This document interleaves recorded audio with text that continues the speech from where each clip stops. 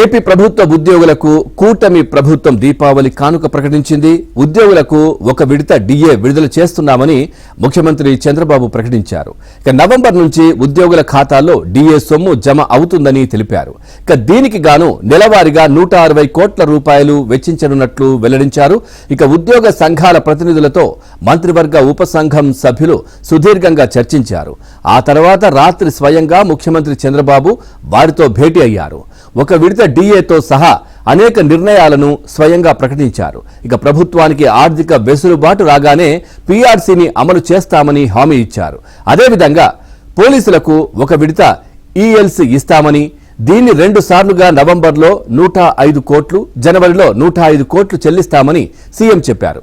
ఇక ఉద్యోగులు ఆందోళన వ్యక్తం చేస్తున్న హెల్త్ కార్డు సేవలను 60 రోజుల్లో వారి అవసరాలకు తగినట్లుగా మెరుగుపరుస్తామని తెలిపారు. అలాగే 180 రోజుల చిన్నారుల సంరక్షణ సెలవులను వారు రిటైర్ అయ్యేలోగా ఎప్పుడైనా వాడుకోవచ్చని వెల్లడించారు.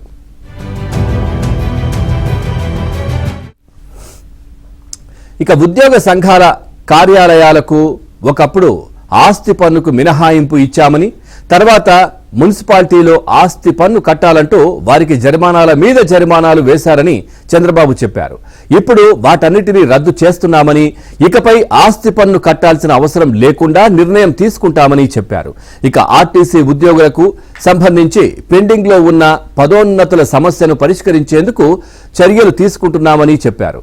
ఇక peon, watchman, attender, junior assistant, plumber విధుల నిర్వహించే ఉద్యోగాల పేర్లు గౌరవప్రదంగా మార్చుతామని ముఖ్యమంత్రి హామీ ఇచ్చారు.